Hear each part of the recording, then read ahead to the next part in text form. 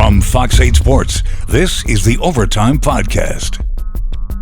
From the Fox 8 studios in New Orleans is the Fox 8 Overtime Podcast. I'm Vasilios. That is Sean Fazende. Remember to like, subscribe, rate, and review. You can find us wherever you listen to and watch your podcast. And if you're watching on YouTube, hit the bell notification button. You get an update every time we upload a new podcast.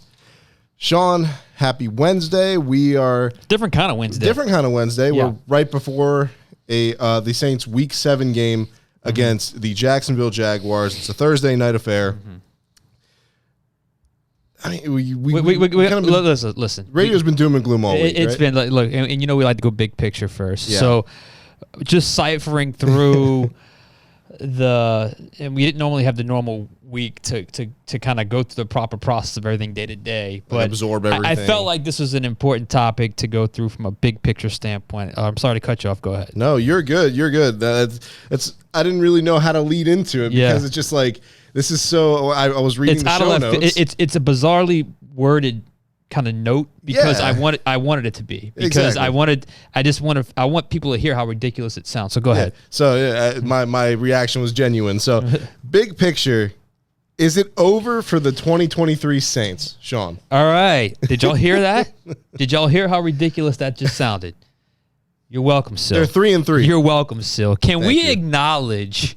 I can't believe I have to be the one to say this because I don't want to be this guy that comes in Mr. Positive after a loss where they really, played bad in alarmingly bad areas and over a consistent amount of time. And I have said it. I have been straightforward. I have been very deliberate that this team is average. They are 3-3. They deserve to be 3-3. I know we can go back and forth with the Green Bay game, but they're 3-3.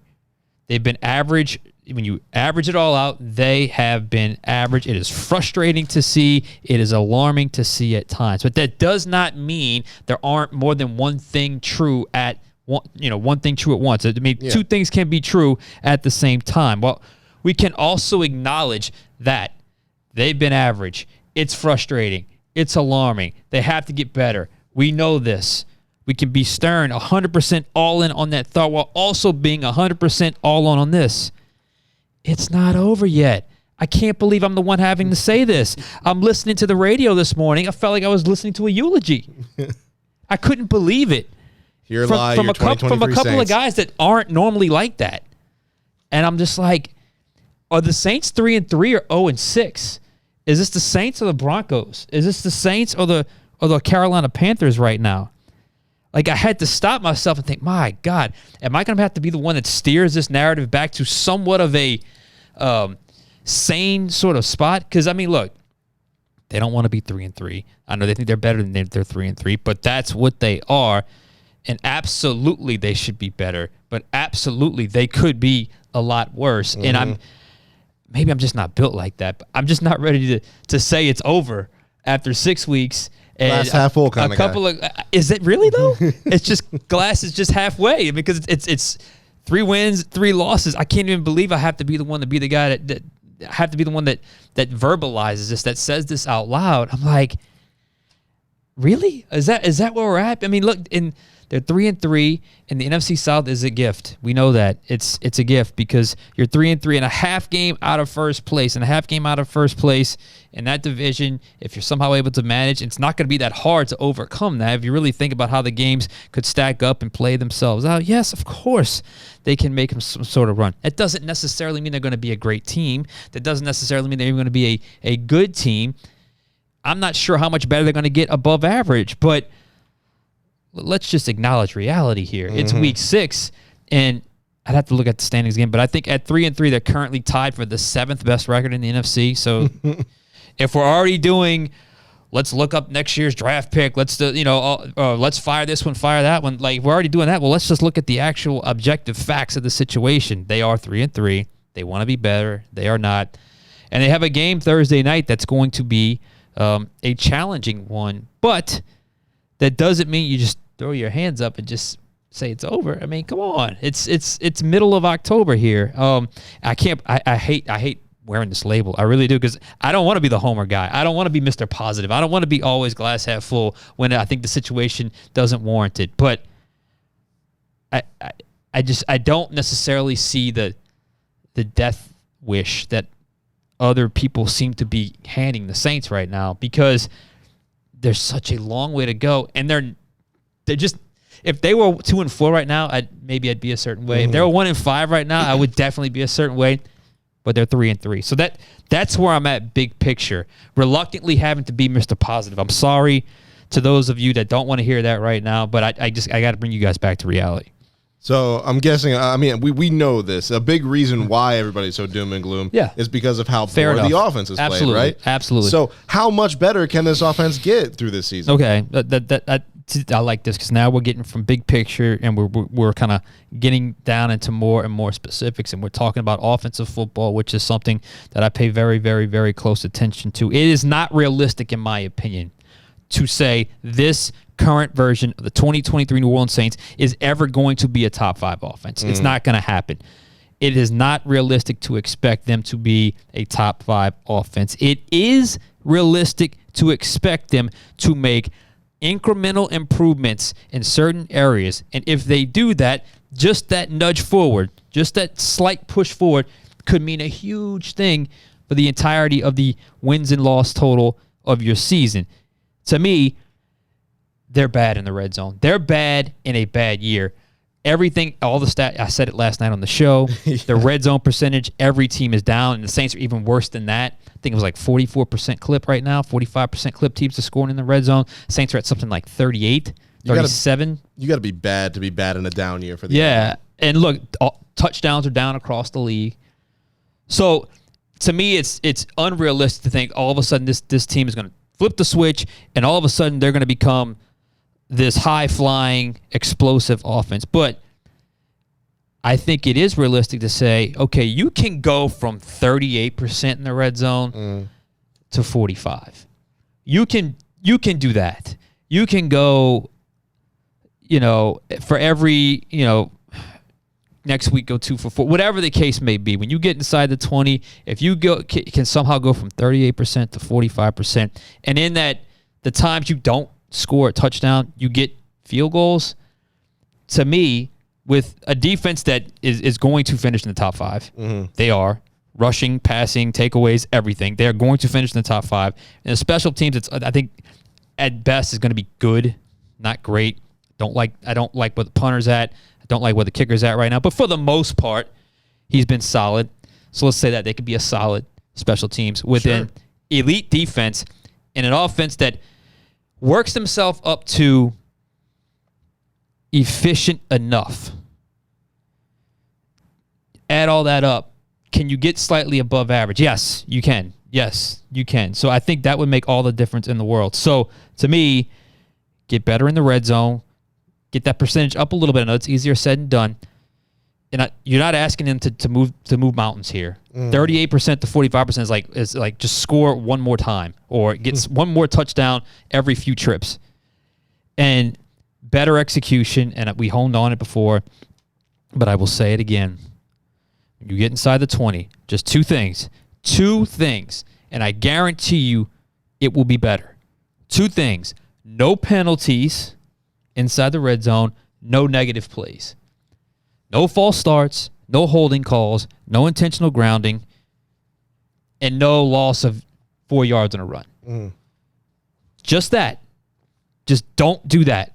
Don't have a negative play. Just get +0, and don't commit a penalty. And you will end up with, in my opinion, a better red zone efficiency. And like I said before, even if it doesn't end up in touchdowns, you'll get field goals. And field goals matter in this formula so much. This isn't like 2011 where if you miss a field goal, so what? Field goals matter, so Group B's got to be better.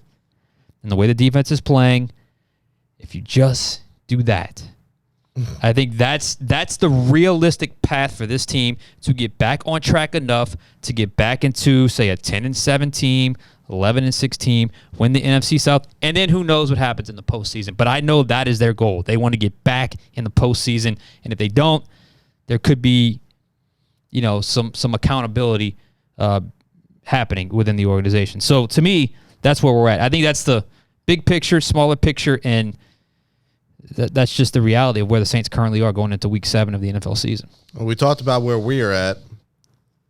Where's the Saints locker room at? What was the energy like when you stopped by the facility in Metairie earlier today. So it's interesting because I've been there the last 2 days, and with a short week, you don't have the normal day after, process everything, Tuesday day off, Wednesday preview the next opponent, Thursday. By Friday, everyone feels good, and the newness of what's coming forward kind of settles in, and that kind of takes over the week. With the condensed week, the rawness of what happened in Houston, there's this mixed sort of processing that happens. So that's still in everyone's mind. They're trying to get ready.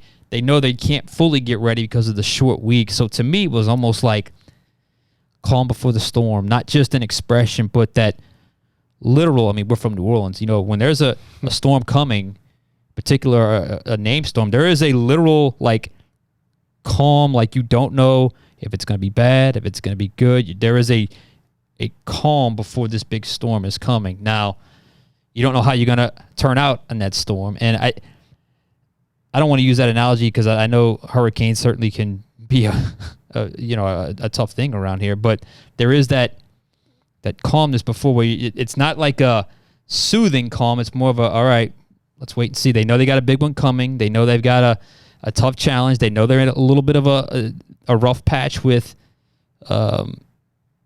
what happened last week. Mm-hmm. So it's more like okay, well, let's just fire away. Let's just see how it goes. And we're just waiting to get there because if I'm in there today, locker room is pretty much empty. They're packing everything up. We don't normally talk to the guys the day before a game, but because of the condensed week, this is like a normal Friday and Saturday combined.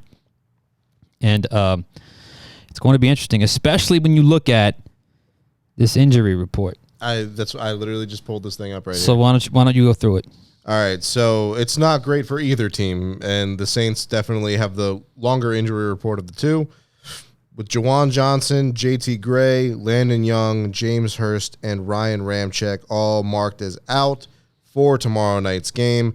3 guys marked as questionable. Demario Davis, who said game time decision, which is really weird. Lonnie Johnson, questionable, and Jamal Williams as questionable as well. So, but for the Jaguars, they have 4 guys already out as well, with Tyson Campbell, the cornerback, Zay Jones, the wide receiver, Brandon Scherf, the guard. Oh, no, sorry, he's questionable. My apologies. Walker Little, the tackle, and Devon Hamilton, the defensive tackle. 2 guys questionable, Scherf and Trevor Lawrence. See, now I think you see where I'm getting at. Like, there's a calm, but it's not like I said, a soothing calm. It's a little bit of an unease because you got a good opponent coming. You don't know little foot tapping if you're going to end up like if it's going to be good, if you're up for the challenge, if you're going to end up, if it's going to be good or bad. And now you got a very banged up offensive line. The best I could do is this. I think injury report, it's intense, and I think the offensive line ends up being Penning, Pete, McCoy, Ruiz, and I think the guy they signed from Cam Irving. Irving at right tackle with Saldiveri, Max Garcia as your off the bench guys, and I don't know if they call anybody else up or if they bring someone else up because I don't know if they're going to be able to. I guess they would dress 7 for a game. I don't know if they would go 8, but so on offense that's been a little bit of a mixed bag. I mean, now you're missing Ryan Ramczyk, you're missing Hurst.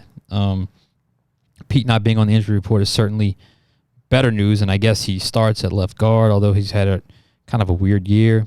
And then Demario Davis being a game-time decision, that dude is a warrior.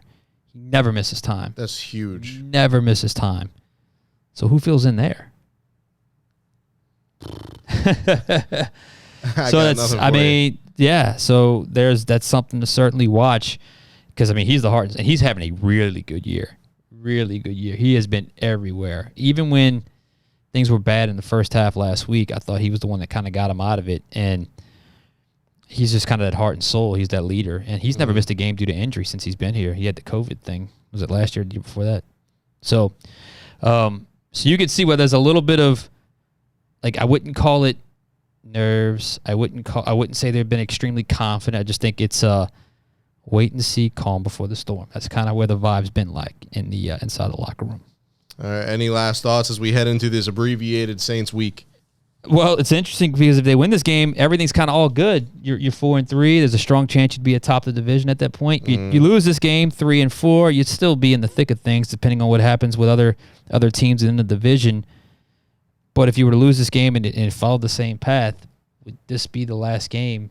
Would this be the time with the mini bye where you would make some sort of significant change if there isn't progress made? We'll see.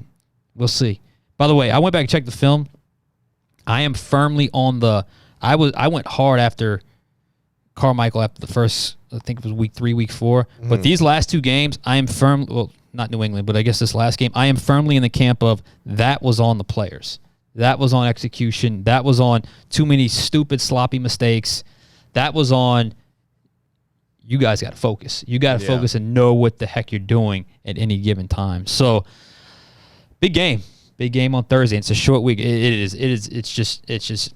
You never feel quite your best. You just do it the best you can and hope for the best. And due to the game being tomorrow, we'll have our recap on Friday. You guys can find that as soon as it comes out. But for Sean Fazende and me, we'll be back next time on Friday with that recap. This has been the Fox 8 Overtime Podcast.